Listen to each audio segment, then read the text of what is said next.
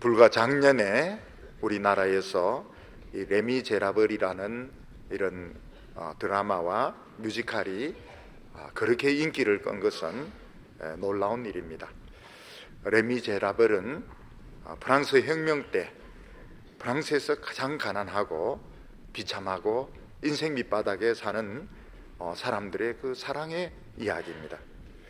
이 사랑의 이야기가 제일 불쌍하고 가난하고 비참한 사람들의 사랑 이야기가 오늘 현대인들의 마음을 훈훈하게 할 수 있었다 하는 것은 참 놀라운 일입니다.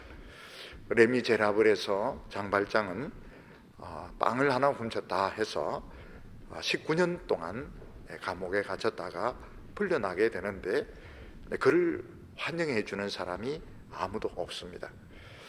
그러나 장발장은 완전히 새 사람이 되어서 사업에도 성공하고 또 시장에도 뽑혀가지고 여러 사람들을 위해서 훌륭한 일도 하고 또 장녀가 낳은 고아를 돌보는 그런 일도 합니다. 그런데 이 장발장을 의심해서 매일 따라다니고 그 정체를 폭로하려고 하는 형사가 있는데 자베르 형사가 늘 따라다닙니다.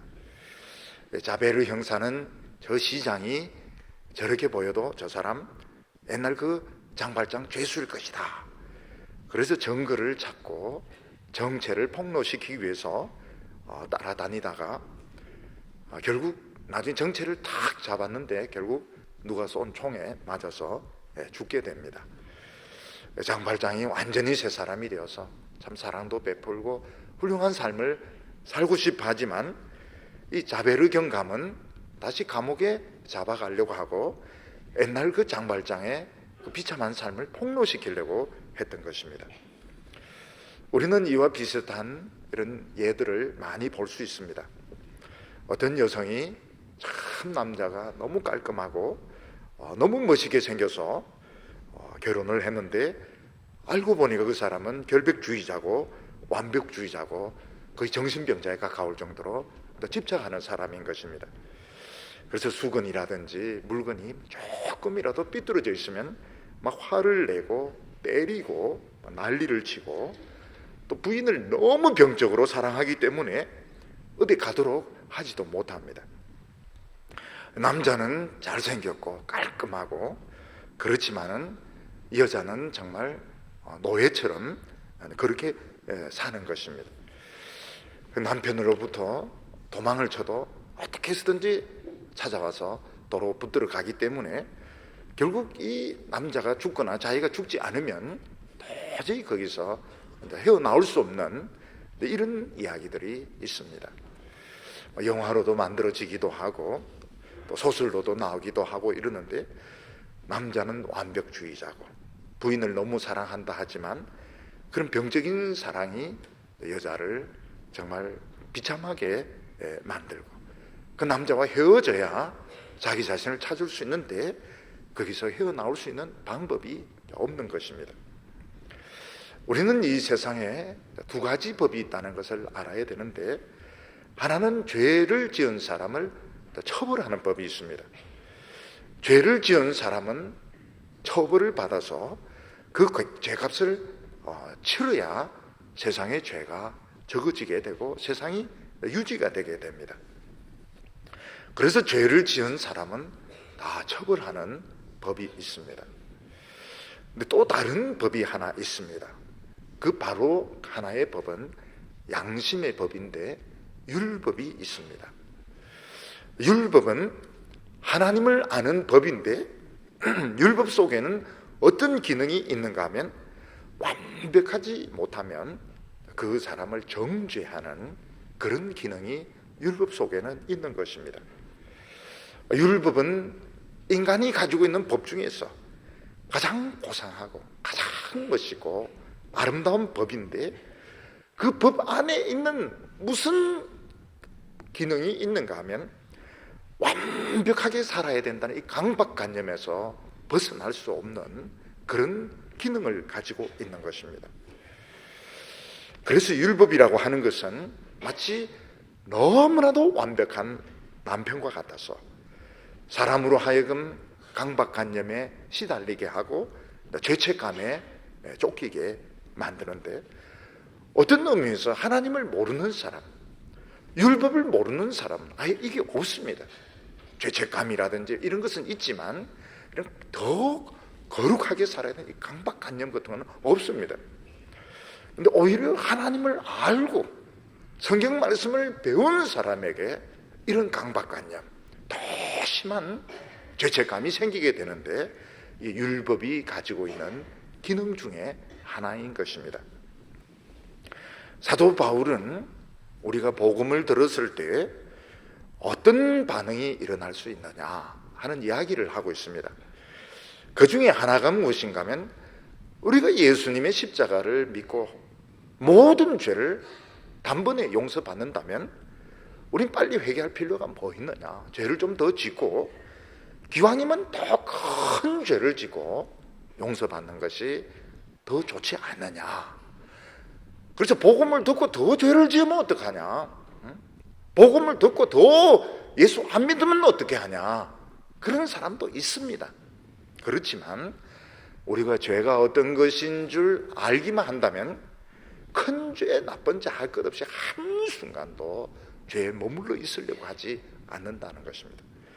사람들이 죄가 뭔지 몰라서 더 큰 죄를 짓고 더 늦게 회개하지, 이건 아직 전혀 복음을 몰라서 그런 것이지, 제대로 복음을 들은 사람은 1분 1초라도 죄에 안 있으려고 한다는 겁니다. 죄는 그만큼 끔찍하고 더럽고 추악한 것이라고 말하고 있습니다. 근데 두 번째 문제는 무엇인가 하면, 예수 믿고 우리가 모든 죄 용서받았다 하지만 우리는 아직 죄가 있다는 것입니다. 우리는 아직 죄가 있다. 우리는 아직까지 죄짓고 싶은 욕심도 있고 죄의 습관도 있고 또 실제로 죄도 짓는다. 그런데 어떻게 우리가 완전하다 할 수 있느냐? 우리 의인이 아닌데 어떻게 우리가 의인이라 할 수 있느냐 하는 것입니다. 우리가 이제 신앙생활을 하면서 제일 많이 부딪히는 문제가 바로 이 문제입니다. 우리는 아직 어렵지 못하다 하는 것입니다. 하나님께서는 우리를 어렵다고 말씀하셨지만 실제로는 우리는 죄에 자꾸 빠집니다. 죄의 유혹을 느낍니다. 이건 어떻게 된 거냐 하는 것입니다. 하나님은 어렵다 하지만 우리는 어렵지 못한데 이건 어떻게 된 것인가. 근데 이것에 대해서 오늘 사도 바울은 설명을 하고 있습니다. 첫 번째로는 사도 바울은 법이 가지는 성격에 대하여 말씀하고 있습니다. 오늘 말씀 로마서 7장 1절 말씀 보면, 형제들아 내가 법 아는 자들에게 말하노니 너희는 그 법이 사람의 살 동안만 그를 주관하는 줄 알지 못하느냐. 형제들아 내가 법을 아는 자들에게 말하노니, 이렇게 말씀하시는 것은 로마 사람들은 세상 어떤 사람들보다도 이 법에 대해서 잘 아는 사람들이기 때문에 이런 말을 하는 것입니다. 로마는 법이 지배하는 사회이기 때문에 다른 어떤 민족보다도 이 법에 대해서 잘 알고 있었습니다. 흔히 사람들은 그리스는 철학이 지배하는 사회고 유대인은 종교가 지배하는 사회고 로마는 법이 지배하는 사회다, 이런 말을 합니다. 로마가 가진 큰 장점, 로마가 그래 큰 제국이 될 수 있었던 장점이 철학이 지배하지 않고 종교가 지배하지 않고 법이 지배하는 사회이기 때문에 그렇게 큰 제국이 될 수 있었다, 이렇게 말하고 있습니다. 종교가 지배하는 사회는 완전해야 됩니다. 완전해야 되기 때문에 종교가 지배하는 사회는 굉장히 배타적입니다. 유대교 아주 배타적인 그런 사회였고, 기독교인들도 굉장히 포괄적이라고 하지만 또 그런 의미에서 배타적인 부분들이 분명히 있었습니다. 철학이 지배하는 사회는 끊임없이 질문하고 끊임없이 토론하고 끊임없이 떠들고 자관 시끄럽습니다. 끊임없이 토론하고 끊임없이 말하기 때문에 결국은 말하다가 볼장을 다 보는 사회가 그리스 사회였습니다. 근데 법이 지배하는 사회는 뭐 인종이나 그런 거 볼 필요 없어요. 법에 맡기만 하면 다 받아주기 때문에 굉장히 이렇게 공평한 사회다. 사실은 로마도 꼭 법이 지배하는 사회는 아니었지만 다른 나라보다는 이런 법치주의대로 하려고 애를 많이 썼습니다. 특히 초반에 공화정 시대 때 제정으로 넘어가기 전에는 법으로 하려고 애를 많이 썼습니다. 그래서 많은 이런 철학자들이나 이런 사람들, 몽테스큐에라든지 마키아벨리 이런 사람들은 공화정 때 정말 그 로마가 멋있었다 그런 이야기를 합니다. 공화정 때 줄리어스 시저가 등장하기 전까지 로마는 법으로 하려고 애를 많이 썼던 사회고 비교적 공평했다 그렇게 자기들은 자부심을 가졌습니다. 이런 점에서 미국과 우리는 또 많은 차이가 있습니다.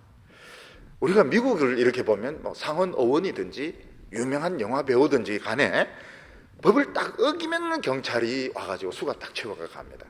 이런 것을 보면 야, 미국은 법 앞에서는 정말 공평한 사회구나.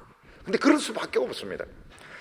왜냐하면 미국은 전 세계에서 다양한 피부색, 다양한 문화, 다양한 습관을 가지고 온 사람들이 막 같이 살기 때문에 의사소통도 안 되고 풍습도 다르고 그러기 때문에 이 법이 없으면 절대로 공평할 수가 없습니다. 법밖에 없는 겁니다. 근데 우리나라는 오랫동안 단일민족으로 내려와서 서로 잘 알기 때문에 법보다는 인간관계가 더 훨씬 중요합니다. 그래서 유명한 사람이나 권력 있는 사람은 법을 어겨도 안 잡아갑니다. 안 잡아가는지 못 잡아가는지 모르겠지만 잘 안 잡아갑니다. 요즘은 세상이 많이 바뀌어가지고 큰 기업체 회장들 이런 분들도 법을 어기면 바로 잡아가서 감옥에 이렇게 집어넣습니다. 근데 회장님들이 법원에 올 때 보면 꼭 특징이 전부 마스크 쓰고 휠체어 타고 막 이렇게 오는데 좀 큰 회사를 운영한다고 건강이 많이 다친 것 같습니다. 근데 북한은 조심하시기 바랍니다. 삐딱하게 앉으면 총살당합니다. 삐딱하게 앉든지 박수 건성으로 치면 이거 완전히 총살당하는 정말 이게 참 이해할 수 전 세계에 삐딱하게 앉았다 해서 딱 불러내가지고 막 총으로 쏴버리고 참 유례를 찾아볼 수 없는 그런 독재 국가입니다. 근데 로마는 법 체계가 하나가 아니고 두 개였습니다. 하나는 뭔가 하면 로마 시민에게 적용이 되는 시민법이 있었고 로마 시민이 아닌 사람들에게 적용되는 만민법이 있었습니다. 법 체계가 두 가지가 있었습니다. 그래서 로마 시민이 아닌 사람, 속주 사람들이 시민권을 얻으면 법이 달라지게 됩니다. 만민법이 적용되는 것이 아니고 시민법이 적용이 되게 되는 것입니다. 근데 로마 시민은 특권이 참 많았습니다. 무슨 특권이 많았는가 하면 죄를 지어서 체포돼도 쇠사슬로 묵지를 못합니다. 그리고 채찍질을 할 수가 없습니다. 그리고 재판 받을 때 반드시 변론할 수 있는 기회를 줘야 됩니다. 변론 없이 판결을 내릴 수 없고 사형을 당할 때 십자가 처형이 안 됩니다. 목을 쳤으면 쳤지 십자가 처형을 하지 못하고 그 피고인이 황제에게 상소를 하면 거기서 재판이 중지가 되게 됩니다. 로마로 압송이 되어서 황제 앞에서 재판을 받게 됩니다. 사도 바울은 로마 시민권을 가지고 있었기 때문에 시민법의 적용을 받았습니다. 그래서 채찍질 맞았을 때 빌립보에서 감옥에 갇히고 채찍질 당했을 때 항의를 합니다. 나는 로마 시민인데 어떻게 그럴 수 있느냐. 그리고 예루살렘에 가서 쇠사슬로 묶었을 때 나는 로마 시민이다. 그러니까 천부장이 굉장히 두려워하게 됩니다. 사도 바울은 법을 가지고 설명을 하는데 법이 사람이 살 동안만 그를 주관하는지 알지 못하느냐 이렇게 말했는데 옛날 번역 우리가 얼마 전까지 쓰던 그 번역에는 법이라고 되어 있죠. 율법이 사람 사는 동안에만 주관하는 줄 알지 못하느냐. 여기서 이제 번역의 차이가 나타나게 됩니다. 우리 지금 쓰는 이 번역은 그냥 일반 법에 대해서 이야기하고 있고, 옛날 우리가 사용하던 그 사랑하던 성경은 율법을 가지고 이야기를 하고 있고, 이 번역에 아주 이제 중요한 차이가 발생을 하게 됩니다. 이 법 일반론을 이야기하고 있느냐, 아니면 율법이 우리에게 미치는 효력을 이야기하고 있느냐, 여기 다 포함이 됩니다. 법 일반적인 원칙과 또 율법에 미치는 영향, 일반 법에서부터 시작된다고 보는 것이 맞습니다. 법이라고 하는 것이 지금 막 굉장히 복잡하게 이렇게 되어 있는데, 이 법이 가지고 있는 원칙은 살아난 사람에게만 적용이 되는 것이지 죽은 사람에게는 적용이 되지 않습니다.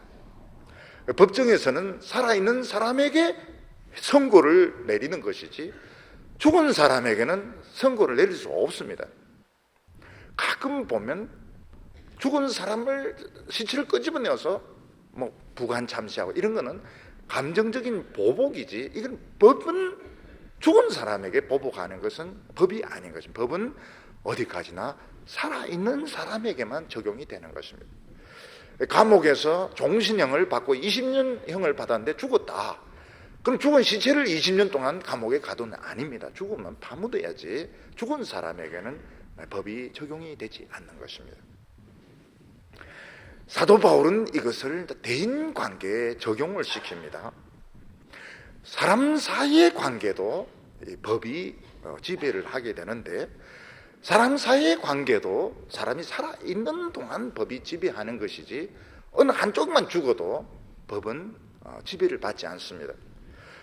예를 들어서 돈을 빌려준 사람이고 돈을 빌려받은 사람이 있는데 어느 한쪽이 죽으면 책임은 면제되게 되는 것입니다.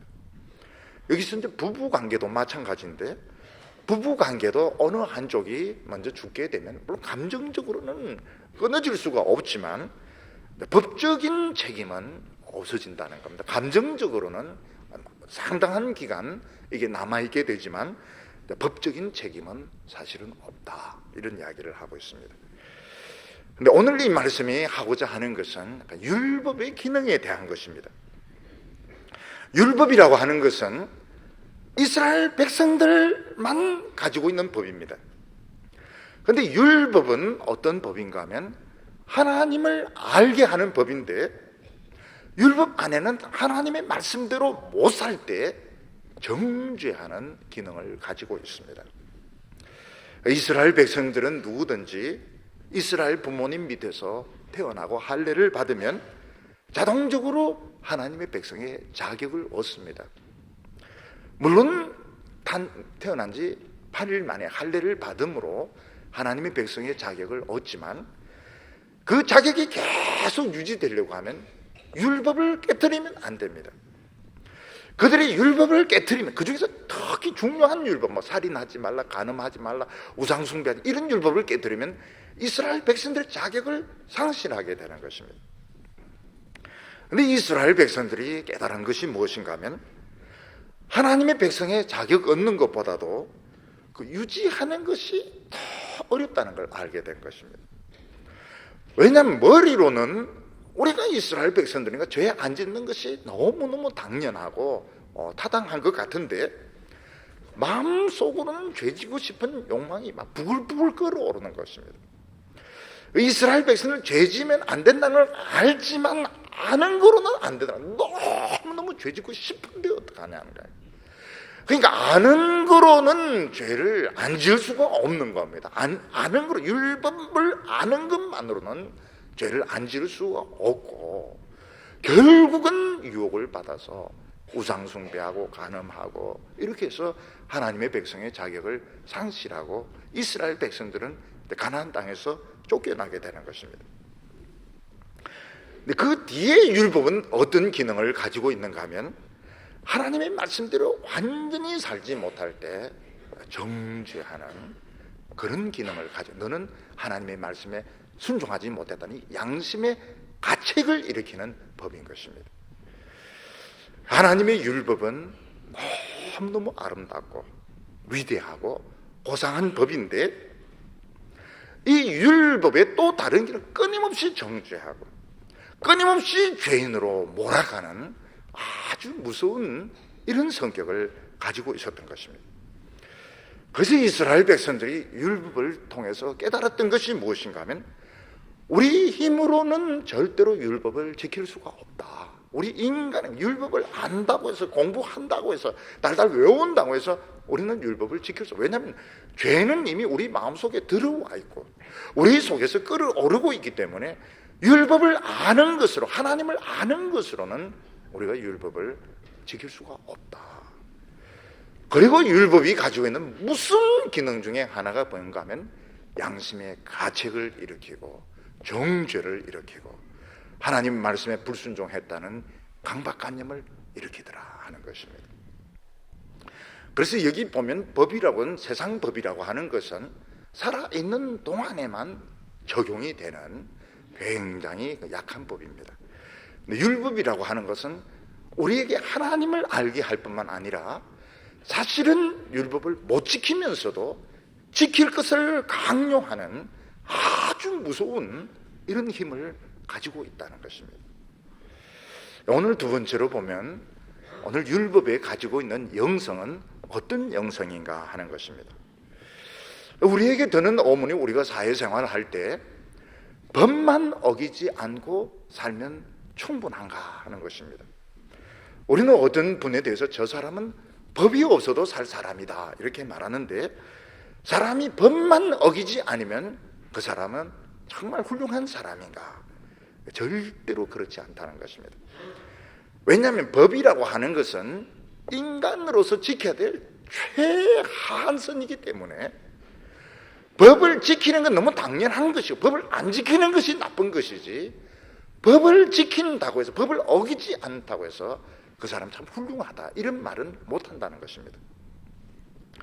그래서 조금이라도 생각이 있는 사람은 나는 법을 어기지 않았다 이런 거로 자랑하지 못하고, 무엇인가 좀 더 선행을 하기 위해서, 무엇인가 좀 더 완전해지기 위해서 노력을 하게 되는데, 그걸 이제 영성이라고 부를 수 있는 것입니다. 그래서 이제 세 가지 영성을 생각할 수 있는데, 하나는 하나님을 모르고 하나님 말씀을 듣지 않은 사람들의 영성입니다. 하나님을 모르는 사람, 하나님의 말씀을 전혀 듣지 않은 사람도 법만 지켜서는 안 된다는 걸 압니다. 나는 더 훌륭해야 된다, 나는 더 완전해야 된다, 이런 생각을 가지고 있기 때문에 결국은 자선을 한다든지, 돈을 다른 사람에게 많이 기부를 한다든지, 아니면 자기 수양을 쌓으려고 애쓰는 것을 볼 수 있습니다. 공자 같은 분, 공자 같은 분은 군자가 되는 것을 굉장히 중요하게 생각했습니다. 그래서 춘추시대 때 많은 사람들이 힘을 가지고 약탈을 하고 죽이고 이렇게 할 때, 사람은 작은 이익에 따라서 움직이면 안 되고 의리를 지켜야 되고, 특히 예의를 지키는 것을 굉장히 중요하게 생각했습니다. 우리나라의 어떤 스님은 수양을 쌓기 위해서 8년 동안을 눕지 않고 앉아서, 물론 앉아서 잠을 자기도 하고 이랬지만 앉아서 등을 땅에 대지 않고 수도를 해서 유명했습니다. 사실은 등을 땅에 이렇게 대지 않고 앉아서 잠을 잔다는 게 너무 고통스러운 것입니다. 한번 해보면 압니다. 한번 앉아서, 초상집에 가서 앉아서 한번 졸아보면 그게 얼마나 고통, 그걸 8년 동안 그런 일을 한 겁니다. 그리고 어떤 도덕가들은 참 사람들이 너무 거짓말 많이 하고 양심 팔아먹고 이러니까 그냥 도시를 덩지가 저 시골에서 정말 청빈하게 가난하게 이렇게 살면서 자기 자신을 지키려고 애쓰는 것을 볼 수 있습니다. 이 모든 것이 무엇인가 하면 신념을 가지고 자기 자신을 지키려고 애쓰는 그런 노력이고 몸부림인 것입니다. 그러나 이런 사람들의 영성은 하나님을 모르고 율법을 모르는 것입니다. 나름대로 어떤 신념을 가지고 그 신념에 투철함으로써 자기가 좀 덜 더러워지고 자기가 좀 덜 타락해지려고 노력하는 것입니다. 근데 두 번째 뭐가 있는가 하면 율법의 영성이 있습니다. 율법의 영성이라고 하는 것은 이미 하나님을 알고 하나님의 말씀을 들은 사람을 말하는 것입니다. 근데 이 사람이 자신의 노력으로 하나님 말씀을 지키려고 하고 하나님이 원하시는 수준에 도달하려고 애를 씁니다. 이 율법의 영성이 세상 영성과는 완전히 다르죠. 세상 영성은 어떤 신념을 가지고 자기 자신을 더럽히지 않으려고 덜 타락시키려고 몸부림치는 것이라면, 율법의 영성은 하나님을 알고 있습니다. 하나님이 원하는 수준에, 하나님의 그 말씀의 그 수준에 도달하기 위해서 자기 자신을 철저하게 훈련시키는 것이 율법의 영성인 것입니다. 많이 기도하고 많이 금식하고 많이 명상하고 할 수 있으면 죄를 안 지으려고 몸부림을 치는데 불가능하다는 걸 알게 됩니다. 왜냐하면 죄는 이미 내 안에 들어와 있고 이미 내 안에 죄는 활동을 하고 있기 때문에 결국 이 율법을 가지고 완전하려고 애를 쓰는 사람, 굉장히 심한 강박증을 가지게 됩니다.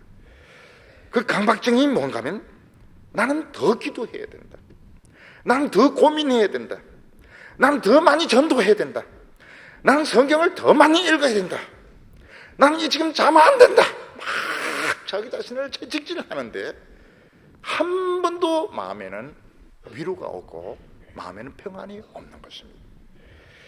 이게 이제 율법이 가지는 굉장히 무서운 기능인 것입니다. 처음에는 율법을 가지고 죄를 안 지으려고 애를 썼는데 하나님의 의에 도달하려고 애를 쓰면 쓸수록 강박증은 점점 더 심해지게 되는 것입니다.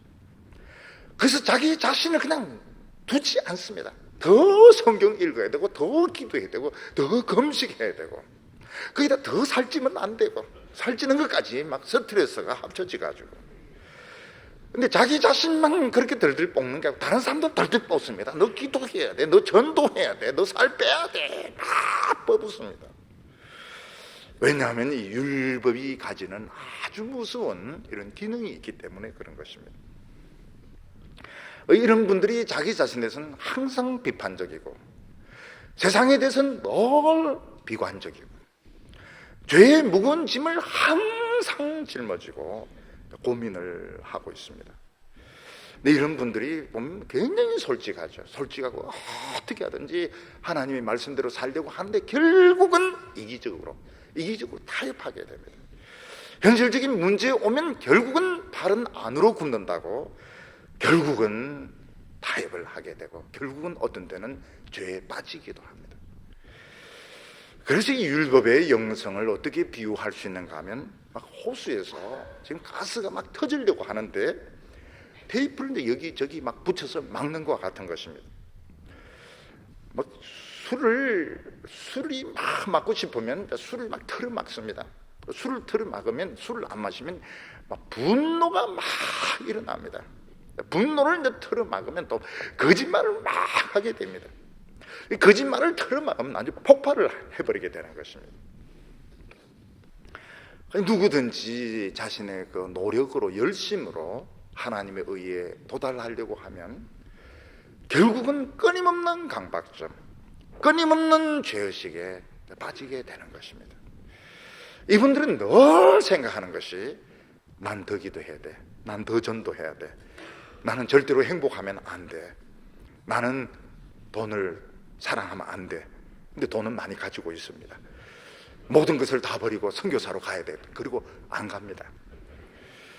내 마음속에 늘 죄책감에 이제 시달려 가지고 늘 자기 자신을 못 살도록 덜덜 볶고 식구들을 덜덜 볶고 다른 사람들 덜덜 볶는데 너무 거룩하게 살려고 하는데 실제로 보면 거룩하지도 않습니다. 회사에서 보면 이기적이고 또 남에게 덕이 되지도 않고 말은 막 엄청나게 바르게 하는데 하는 행실은 얄미워 죽을 정도로 이기적이고, 그래서 이제 사람들이 이제 싫어하게 되는 겁니다. 근데 실제로 우리가 이 복음을 붙들지 않으면 교회 생활도 그렇게 하게 되고 그렇게 또 훈련을 받게 됩니다. 죽으라고 봉사를 시키고 죽으라고 헌금하게 하고 죽으라고 기도시키고, 남들이 보기에는 막 굉장합니다. 교인들이 엄청 기도하고 엄청 성경 많이 읽고 헌금 많이 내고, 내 마음속에는 평안이 없는, 늘 죄책감에 시달리고, 늘 나는 기도 더 해야 돼. 자다가도 팍 터뜨려, 난 이 자면 안 돼. 그런데 잠 안 자는 건 아니고, 또 그럼 또 늘 졸고, 난 더 기도해야 돼, 더 기도해야 되는데, 근데 막 설교 시간에 졸창 자고 졸고, 나는 이 돈을 이런 식으로 쓰면 안 돼. 그러면서도 막 돈 가지고 팔딱팔딱 떨고, 난 더 많이 회개해야 돼 하면서 남을 막 회개시키려고 애를 쓰고, 이제 이런 일들이 이제 나타나게 되는 겁니다. 네, 목사님이 막 기도 안 한다고 막 야단이, 그 말이 맞는 말이니까 막 또 기도하려고 애를 쓰고, 이러면서 이제 정죄를 당하면서 옛날에 같은 막 부흥사는 막 욕까지 합니다. 욕까지 막 하는데, 욕을 들으면서 막 행복을 느끼는 거예요. 왜냐하면 욕을 얻어먹어야 싸니까. 그러니까 이게 너무너무 이게 이상한 겁니다. 하나님을 막 사랑하고 싶은데 하나님은 멀리 계시고, 자기 자신을 달달달 볶는데도 조금도 어려워지지 못하는 것이 율법의 영성인 것입니다. 우리 기독교 안에는 무서운 암초가 있습니다. 그게 뭔가 내 공로로, 내 노력으로 구원받으려고 하면 천국은 바늘구멍으로 딱 변합니다. 절대로 못 들어갑니다. 목사님들이 조심해야 될 것이, 교회를 부흥시키고 교인들을 훈련시킨다는 이런 미명으로 막 행위나 노력을 자꾸 하게 하면 결국은 못 들어갑니다. 교회는 크고 부흥되고 헌금도 엄청나게 하고 선교도 열심히 하게 하는데 못 들어가면 바늘구멍입니다. 바늘구멍으로 못 들어가게 됩니다. 하나님은 많은 종들, 노예를 원하는 것이 아니고 자녀들을 원하거든요. 자녀들을. 처음에 좀 넘어지기도 하고 좀 부족하기도 하고 이래도 하나님은 자녀를 원하시는 것입니다. 오늘 세 번째는, 그러면 예수님의 복음이 우리에게 어떤 자유를 주셨느냐 하는 것입니다. 사도 바울은 율법을 지키려고 하면서 죄의식 받고 강박한 영 가지는 것은 율법이 나쁜 게 아니라는 것입니다. 이것은 우리 인간이 그만큼 까다롭고, 우리 인간의 문제가 그만큼 복잡하고, 우리의 신앙의 문제, 영성의 문제가 절대로 간단하지 않다는 것을 보여주는 것이지 율법이 틀린 것이 아니라고 말하고 있습니다. 그걸 이제 사람들이 모르니까 문제인데, 얼마나 사람이 까다로운가, 얼마나 예민한가. 자녀들을 이렇게 길러보면 청소년 때 이해를 못하면 해달라는 거 다 해줬는데도 이놈은 나가면서 팍 닫고 나가면서 엄마 개모야 이러면서 이제 나가는데, 해달라는 거 다 해줬는데, 신발 사달라는 거 다 사주고 창고서 사달라는 거 다 해줬는데, 그래 붙들고 묻는, 너 뭐가 문제냐 이러니까 자기도 모르겠다는 거예요. 자기도 모르는데 괜히 자꾸 불만이 생긴다는 겁니다. 그게 맞는 겁니다. 그게 인간은 운동화 사주고 창고서 사준다 해서 만족할 수 있는 게 아닙니다. 굉장히 복잡합니다. 목회를 해보면요, 교인들 중에서 까다롭지 않은 사람 한 명도 없습니다. 굉장히 까다롭고 예민하고 섬세하고. 근데 본인은 왜 내 인생은 이렇게 별날까요? 왜 내 문제는 이렇게 쉽게 안 풀릴까요? 그렇게 만들어진 겁니다. 그렇게 만들어지고 절대로 쉽지가 않습니다. 이것을 성경 말씀은 어떤 한 부인의 예를 들어서 설명하고 있습니다. 2절과 3절 보면, 남편 있는 여인이 그 남편 생전에는 법으로 그에게 매인바 되나 만일 그 남편이 죽으면 그 남편의 법에서 벗어났느니라. 그러므로 만일 그 남편 생전에 다른 남자에게 가면 엄녀라. 이르되 남편이 죽으면 그 법에서 자유케 되다니 다른 남자에게 갈지라도 엄녀가 되지 아니하느니라. 남편이 아내를 사랑해주고 인격적으로 대해준다면 그 남편에게서 벗어날 이유가 없습니다. 남편이 너무 좋은데 왜 남편에게 벗어나겠습니까? 내 남편이 비겁하고 폭력적이고 너무너무 못됐다면 부인은 그 남편에게서 벗어나려고 할 것입니다. 근데 오랫동안, 특히 로마 시대 때는 오랫동안 여성들이 이런 악한 남편으로부터 벗어날 수 있는 방법이 없었습니다. 우리나라도 보면 정말 못된 남편이 그냥 남편이라는 거 하나 가지고 부인의 머리채를 잡고 때리고 인생을 파멸시키는 걸 우리는 많이 봤습니다. 로마 시대 로마 법으로 남편이 악하든 못됐든 비겁하든 살아있는 동안에는 부인이 그 남편에서 벗어날 수 있는 방법이 없었습니다. 근데 남편이 죽어버리면 어떻습니까? 남편이 죽어버리면 더 이상 폭력을 당할 필요도 없고 머리채 잡힐 필요도 없고 악한 것을 강요당할 필요도 없고 얼마든지 재혼을 해서 자기 좋아하는 사람과 살 수 있다. 이제 법적인 이야기를 하는, 감정적인 이야기가 아니고 법적인 원리를 가지고 설명하는 것입니다. 근데 요즘 이제 세상이 많이 달라져서 남편이 죽지 않아도 이제 법적으로 이혼이 이제 성립이 되면 상대방으로부터 자유로워지게 되고 그 뒤에도 자꾸 찾아와서 괴롭히고 이러면 접근 금지라는 판결을 받게 되면 접근을 못하게 되는데 우리나라 이 굉장히 약합니다. 우리나라는 여성을 보호하는 이런 법이 굉장히 약합니다. 어떤 미혼 여성이 있는데 남자가 좀 정신도 온전치 못하고 성격도 좀 병적이고 근데 계속 직장을 찾아오고 만나자 하고 전화하고 이러면 엄청 정신적인 고통을 받게 됩니다. 스토킹이죠.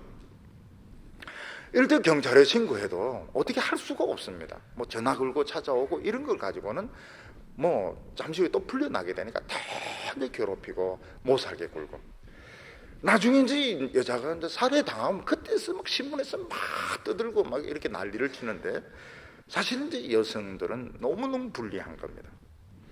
이럴 때는 빨리 법적으로 이제 보호를 해주고 특히 가족이 이제 지켜줘야 되고 특히 이제 미혼 여성이 이제 결혼을 해버리면 되게 스토커들도 포기를 합니다. 미혼이기 때문에 자꾸 찝찝거리고 이러는데 결혼을 해버리면 포기를 하는 것입니다. 오늘 성경 말씀은 이제 이 원리를 이제 끄집어 와서 이야기를 합니다. 예수 믿는 것이 뭐냐? 예수 믿는 것은 악한 마귀의 그 스토킹에서 벗어나서 우리가 예수님과 연합하는 거라고 말하고 있습니다. 예수님이 갈릴리에서 귀신 들린 사람들을 많이 고쳐주셨을 때 어떤 바리새인은 말하기를 저 사람이 귀신의 왕의 힘으로 귀신을 쫓아낸다 그렇게 비난을 했습니다.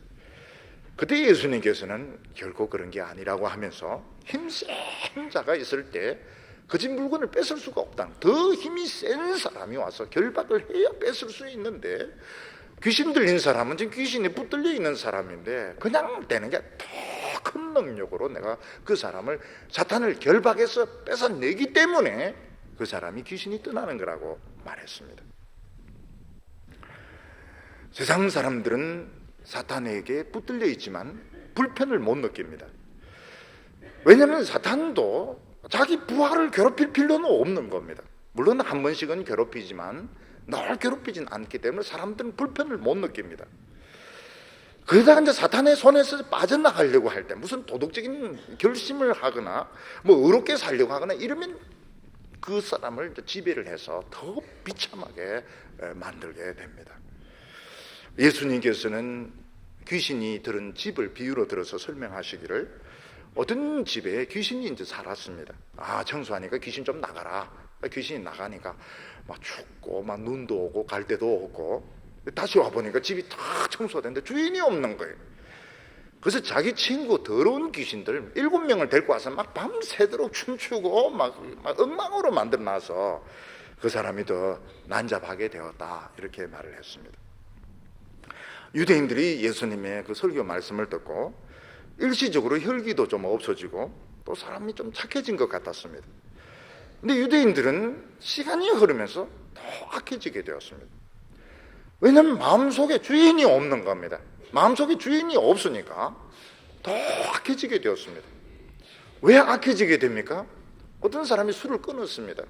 나중에 술 마시고 싶은데 그동안 굶었던 것까지 다 마시는 겁니다. 굶었던 것까지 다 마시니까 나중에 막 술이 떡이 되는 것입니다.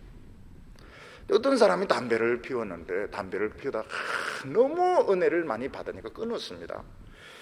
근데 나중에 이제 담배를 막 10가지를 한꺼번에 넣고 막 빱니다. 왜냐하면 그동안 니코틴 너무 굶었기 때문에 이거 한꺼번에 이거 공급해야 되겠다. 막 이래서 막 한꺼번에 이제 막 담배를 줄담배를 피우고 도박을 하다가 끊었는데 나중에 보니까 그동안 안 한 것까지 막 한판 해가 망해버리는 겁니다. 이게 뭘 말하는가 하면 인간이 죄의 습관을 버리고 양심의 가책에서 벗어나는 것이 절대로 쉬운 일이 아니라는 겁니다.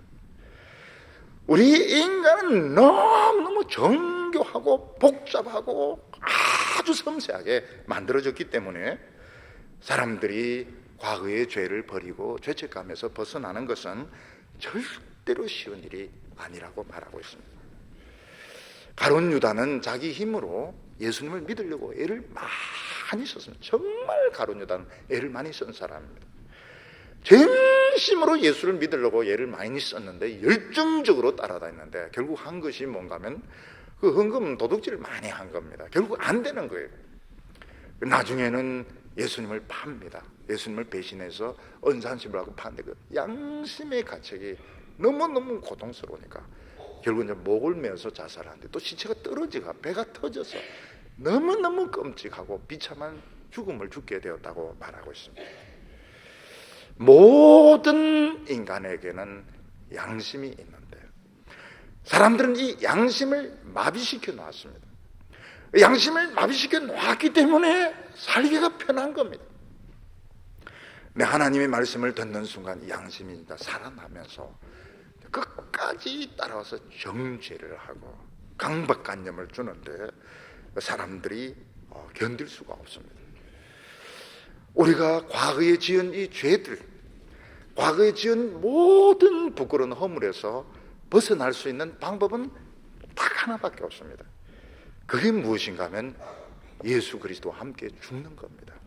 그 방법 외에는 없습니다. 나중 되면 다 생각이 납니다. 전부 다 젊었을 때 잊어버렸던 것들 나중에 늙으면 전부 다 생각이 납니다. 갱년기 우울증이 뭐 때문에 옵니까? 그 다 죄 때문에 옛날 게 생각이 나서 우울한 겁니다. 방법이 이것밖에 없습니다. 인간은 그 안에 지은 죄들, 부끄러운 기억들 이게 절대로 떨어지지 않습니다. 사람들은 이 세상에 살면서 자기 양심을 눌려놓고 마비시켜놓고 이러면서 사는데 복음을 들으니까 이게 이제 양심이 기능을 발휘하면서 계속 죄책감으로 정죄감에 이제 시달리는데 예수와 함께 죽으면서 이게 떨어져 나갑니다. 이 방법 외에는 없습니다. 사람이 자기의 그 과거의 허물로부터 죄로부터 벗어날 수 있는 방법은 딱 이 예수 그리스도의 십자가 붙들고 죽는 수 방법 이거 외에는 절대로 없습니다. 한 번은 어떤 청년들 그 수련회를 하고 있는 중에 한 여자 청년이 와서 이제 상담을 했습니다. 참 기가 막힌 그 상담을 했습니다. 자기 가까운 사람으로부터 가까운 가족으로부터 계속 이제 그 성추행을 당했던 그런 이야기를 했습니다. 나는 어떻게 해요? 나는 어떻게 해? 그래서 죽으라 그랬습니다. 너 오늘 죽으라. 오늘 여기서 예수님하고 같이 죽어라.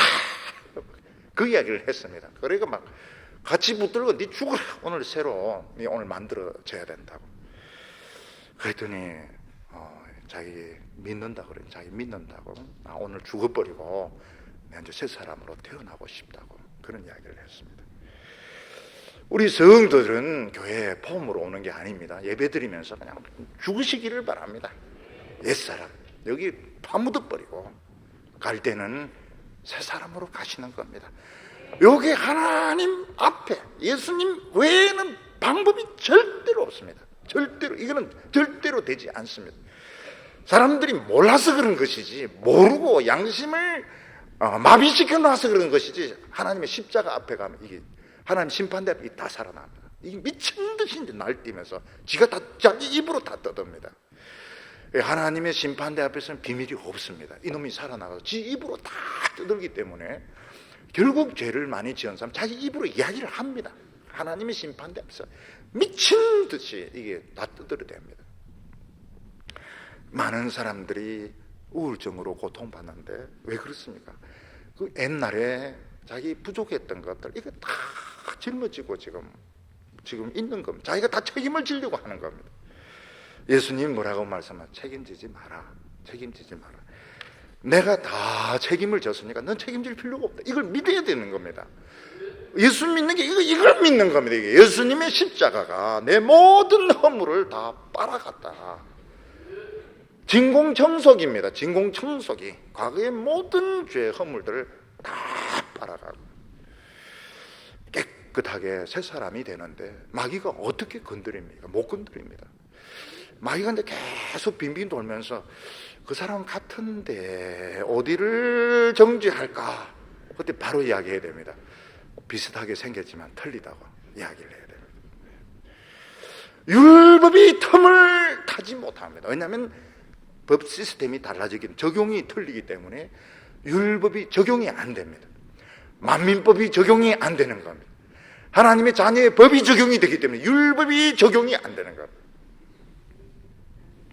대기업체 보면 직원들 있는데 참 자부심 많이 가지죠. 왜 청년들이 중소기업은 안 하려고 하느냐? 결혼이 안 된다는 겁니다. 신부들이 중소기업은 결혼을 안 하려고 한다는 겁니다. 근데 대기업은 진짜 스트레스 많이 받고 뭐 해야 될 것도 엄청나게 많고 규율도 엄합니다. 엄한 종살이를 하면서 대기업체를 다니는 겁니다. 근데 사장 그 아들들은 그런 거 없어요. 자녀들은 아무리 대기업체 사장 자녀들이라 하더라도 그들은 그런 규율이 없습니다. 그냥 집에서 마음대로 행동하고 그냥 먹을 거 먹고 열심히 공부만 하면 되는 거, 공부 좀 못해도 또 괜찮습니다. 그러니까 법이 틀린 겁니다. 법을 바꾸어 버리는 거예요. 적용되는 법을 바꾸려고 하면 예수님의 십자가를 믿는 순간 법이 달라지게 됩니다. 거기서 우리는 양심으로부터 과거로부터 벗어나게 되는 겁니다. 오늘 여기 보면 놀라운 말씀을 합니다. 그거는 뭔가 하면 거기서 우리는 더 열매를 맺어야 된다고 말하고 있습니다.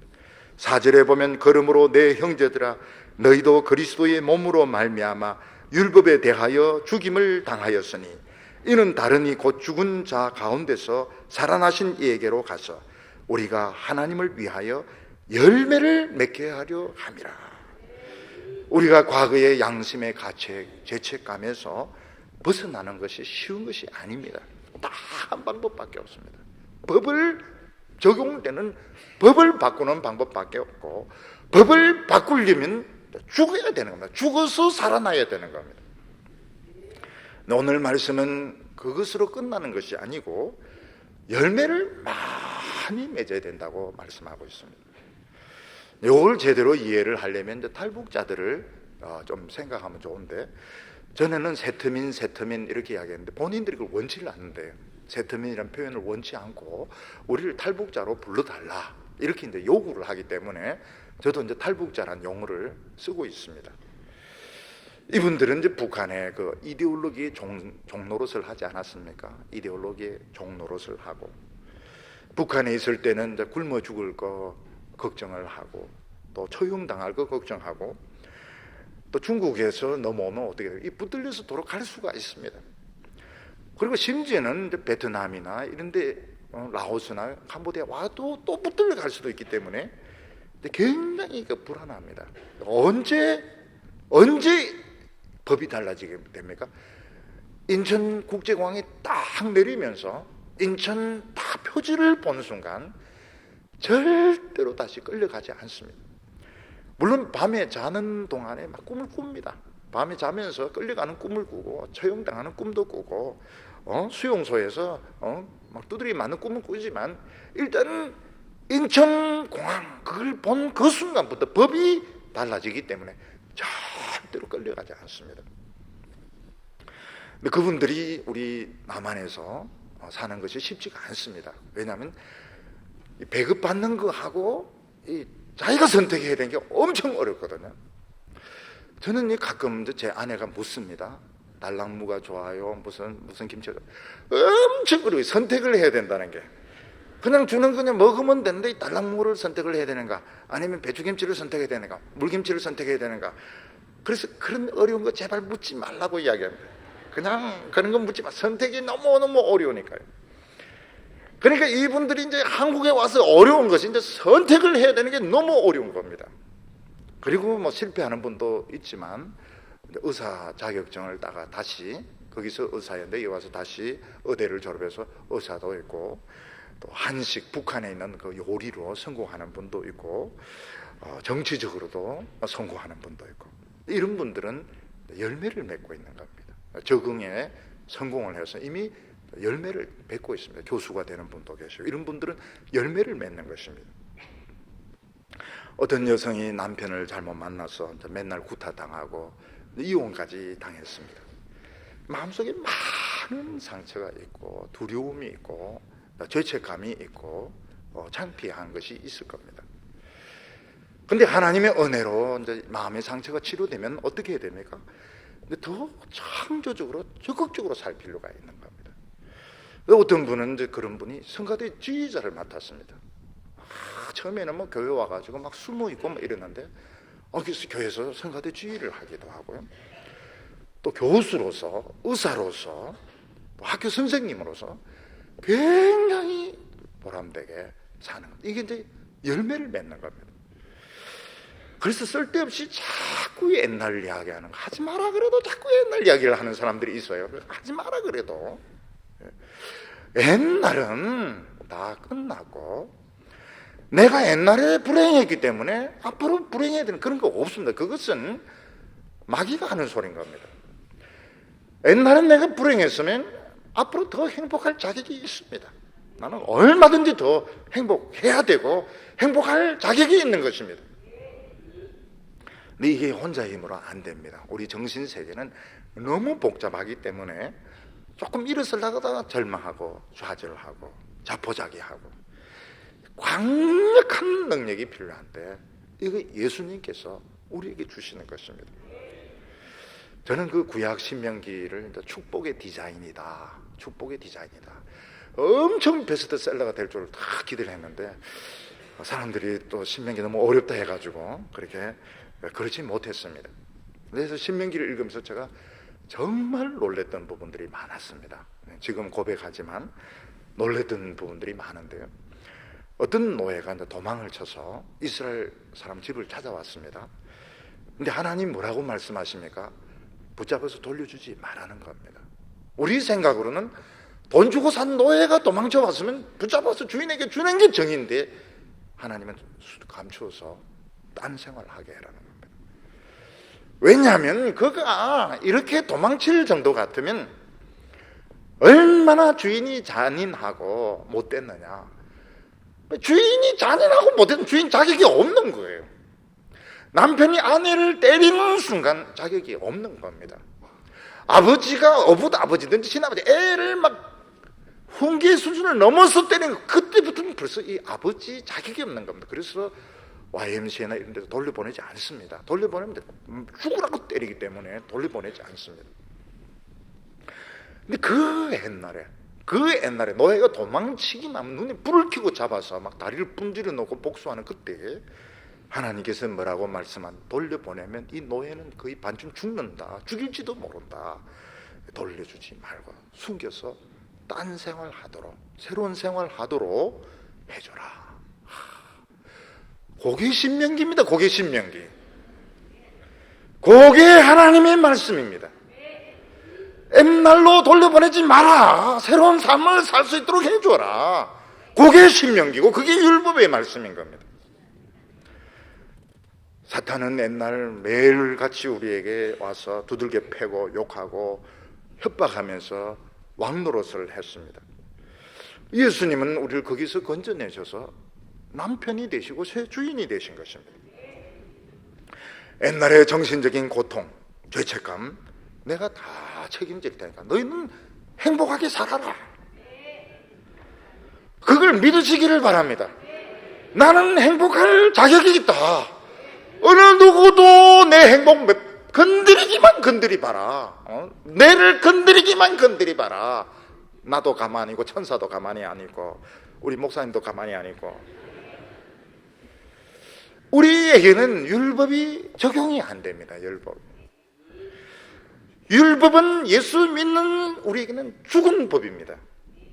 죽은 남편이고 죽은 법이고 죽은 죄책감이고 죽은 강박증이고, 로마 시민권을 가진 사람들에게 노예의 법, 속주의 법은 적용이 안 됩니다. 율법은 하나님 앞에서 완전해지기 위해서 너 죄 전부 다 끄집어내서 정죄하고 욕하고 그러는 것인데, 그 끄집어낸 걸 예수님이 전부 다 가져가셨습니다. 우린 이걸 계속 믿어야 되고 틈을 주면 안 됩니다. 우리의 신앙에 틈이 있으면 안 됩니다. 우리는 진짜 악몽 같은 마귀의 지배, 죄의 지배, 율법의 지배에서 벗어나서 지금 자유의 품에 왔는데, 우리는 그 악몽을 떨쳐버려야 됩니다. 이제는 나는 폭력에 두들겨 맞지 않는다. 진짜 이제는 나를 사랑해 줄 수 있는 사람, 나에게 꽃도 바치고 같이 꿈을 키워나갈 수 있는 이런 남자와 사랑한다, 이런 여성들처럼 우리는 옛날로 돌아갈 필요가 없는 겁니다. 직장도 매일 욕을 얻어먹고 막 학대당하고 그렇게 하지 말라고 그랬어요. 높은 사람인데 그렇게 하지 말라고 그래요. 그렇게 하지 말라고. 그렇게 하지 말라도 그렇게 하면 기도하시기 바랍니다. 이놈 쫓아버리라고. 딱 발령납니다. 아, 희한하죠? 딱 하나님께서 딴 데로 보내버립니다. 어디에 로마스를 설교 들은 사람을 네가 괴롭히느냐, 딱 쫓아버립니다. 로마스를 안 들으면 계속 당하는 것이죠. 계속 시달리면서 종노릇하면서 비참하게 살아야 되는 것입니다. 사람이 자기를 아무리 종교적으로 채찍질하고 종교적인 수양을 쌓아도 이 늪에 빠진 사람이 몸부림치는 겁니다. 결국은 명상하고 결국은 노력을 하고 비참하고 가난하게 살아도 절대로 이 정욕과 양심이 지금 뭔지 모르니까 지금 그렇게 하고 있는 겁니다. 하나님은 그런 사람을 사랑하지 않습니다. 천국은 희한합니다. 자기 공로로 노력으로 들어가려면 바늘구멍으로 낙타가 바늘구멍을 절대로 못 들어갑니다. 우리가 하나님을 사랑하고 하나님을 믿으면 대문으로 변합니다. 어느 누구도 우리를 막을 수 없습니다. 비참할 수 없습니다. 교회에서 뭐 섣불리 무슨 훈련시킨다고 하고 막 헌금 내라 그러고 저는 못하게 합니다. 절대로 그렇게 하지 말라고. 건물 지을 때 부흥사 불러가지고 막 헌금 내라고. 왜 그런 식으로 하냐는 거예요. 그렇게 하지 말고 우리 이 정도 필요하다 이런 식으로 해서 자발적으로 헌금을 내고 하고, 안 되면 또 기다리고 이렇게 하는 것이지, 왜 그런 식으로 사람들 막 정죄를 해가면서, 지금 때가 어느 때고 지금 법이 어느 법인데 그런 식으로 교인들을 닥달질 해가지고, 그러니까 이제 교회가 욕을 얻어먹고 교회가 능력을 나타내지 못하는 것입니다. 우리는 무서운 죄의 강박관념에서 벗어날 필요가 있습니다. 내일 새벽기도 못 나와도 그냥 안심하시고 자도 됩니다. 성경 한 달 못 읽어도 자기가 배고픈 것이지 그거 뭐 누가 뭐라고 할 필요가 뭐가 있습니까? 우리는 과거로 인하여 고통당할 필요 없고 다른 사람의 눈치를 볼 필요가 없습니다. 우리의 모든 비참한 과거는 예수 그리스도와 함께 다 없어졌습니다. 이제는 내가 하나님의 사랑받는 자녀로 지금 살아있습니다. 하나님이 원하시는 것은 내가 정말 행복해지는 것입니다. 어느 누구도 나를 불행하게 할 수 없습니다. 사랑하는 사람하고 결혼하고 내가 하고 싶은 일 하고, 하고 싶은 일 없으면 그냥 실업자로 있고, 이제는 하나님의 축복에 적응하시기를 바랍니다. 하나님의 축복에 적응하고 또 열매 맺는 우리 귀한 성도님들 다 되시기를 축원합니다. 기도드리겠습니다. 거룩하신 하나님 아버지, 우리가 사는 것이 쉽고 우리가 이 세상에서 복받는 것이 간단한 줄 알았는데 우리 인간은 너무너무 복잡하게 만들어진 것을 우리는 깨닫게 됩니다. 주여, 억만 가지 죄악으로 인하여 매일 욕 얻어먹고 저주받고 두들겨 맞고 비참했던 저희들을 예수님께서 건져주셔서 주님의 자녀로, 주님의 아내로, 주님의 백성으로 삼아 주셨습니다. 오늘 모든 과거의 불행과 비참한 것들, 공부 못한 것들, 학벌이 떨어지는 것들, 살아오면서 실패했던 것들, 가난에 굶주렸던 것들, 다 없어지게 하여 주시옵시고, 오늘 하나님 앞에서 최고로 멋있고 아름다운 그리스도의 신부로서 우리가 다시 태어나게 하여 주시옵소서. 우리의 행복을 아무도 가지 못할 줄로 믿습니다. 주여, 오늘 저희들을 축복하여 주시옵소서. 인도하여 주시옵소서. 예수님의 이름으로 기도하옵나이다.